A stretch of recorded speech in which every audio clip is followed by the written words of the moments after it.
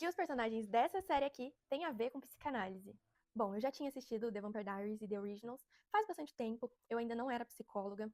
E aí, nesses últimos dias, uma amiga que é psicóloga estava assistindo The Originals e ela me mandou uma mensagem falando: Nossa, amiga, eu tô chocada com a representação psicanalítica dessa série.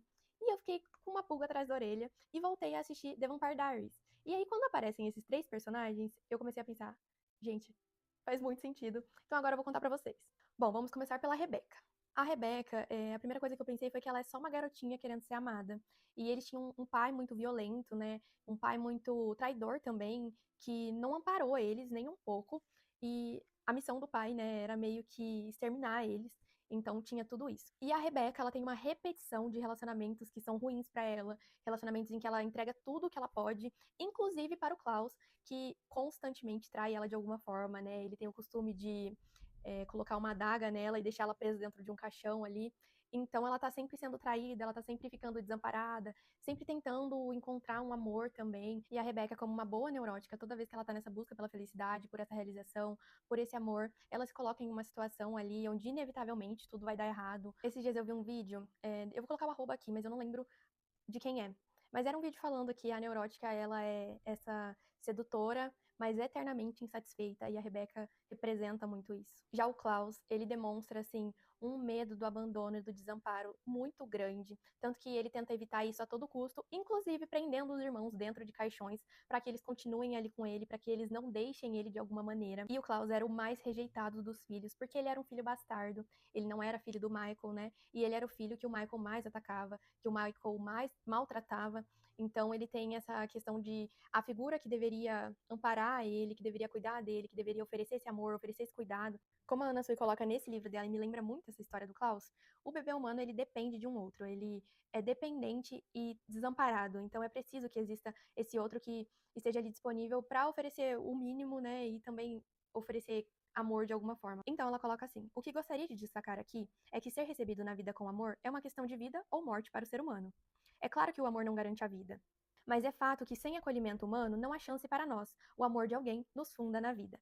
É sempre por amor que vivemos, mesmo que seja um amor meio torto, e com frequência o é. Então essa questão do Klaus com os pais traz muito à tona isso também, esse desamparo, esse abandono. Tanto que um dos maiores medos dele é ser abandonado. E aí tem a questão do complexo de Édipo também, que o Michael é uma figura muito castradora. E tudo que ele queria era, assim, receber uma aprovação desse pai de alguma forma, já que ele sempre foi o filho tão rejeitado.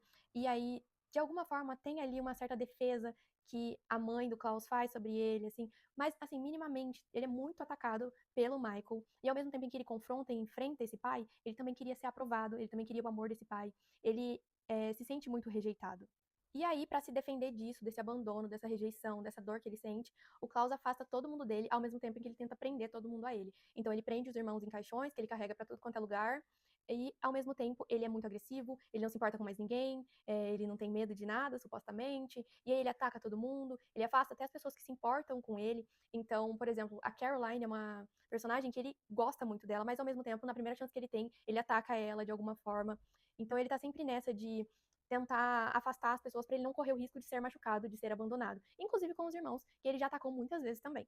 Então ele tem uma busca incessante por uma família, por esse amor, por não ser abandonado, ao mesmo tempo em que ele tortura muito essa família também. Então ele demonstra um amor muito ambivalente por eles, assim. E o Elijah, por fim, na minha cabeça, o Elijah ele é assim uma personificação do super-eu, tanto que tem algumas cenas em que mostra como ele reprime algumas lembranças de quando ele foi muito cruel, de quando ele cometeu assim atrocidades, ele reprime isso, deixa esquecido e ele esconde tudo isso por trás dessa capa de nobreza dele, né? Ele anda assim de terno, um terno impecável, não tem um fio fora do lugar. Só que isso é como uma defesa assim para esconder, como uma capa protetora, para ocultar todas essas coisas das quais ele se sente reprimido assim. O Elijah é uma forte representação da moralidade, assim. Ele é quem regula o Klaus também, ele tenta pelo menos fazer isso, embora ele também tenha sido traído diversas vezes pelo Klaus. E ele busca, assim, uma certa redenção, uma certa honra. Ele fala muito em família também, para ele é muito importante preservar essas figuras familiares.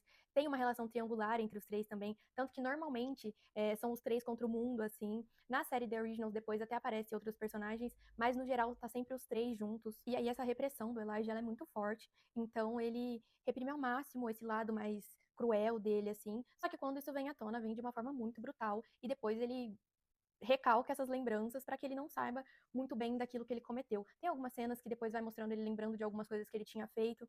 Então ele é muito assim, essa coisa rígida do super-eu, moral também. Nesse sentido ainda dessa moralidade, o Elijah ele não desiste do Klaus. Ele continua meio que tentando consertar o Klaus de alguma forma, colocar o Klaus nos trilhos, assim. Todos eles, na verdade, né? Ao mesmo tempo em que ele mantém muito firme esse vínculo entre eles, de uma forma que eles não se abandonem, assim. E além disso, o Elijah também assume um papel meio de pai ali, ele que meio que regula o Klaus, a Rebecca também, tanto que nessa relação triangular deles, o Elijah é sempre ali quem tá mediando alguma coisa. Bom, gente, eu acho que é isso. Comentem aqui o que vocês acharam, o que vocês pensam disso. Eu espero que tenha feito sentido. Eu comentei de uma maneira muito simples e sem me aprofundar muito nos conceitos psicanalíticos, porque nem caberia aqui nesse vídeo, mas eu acho que é isso. Até mais.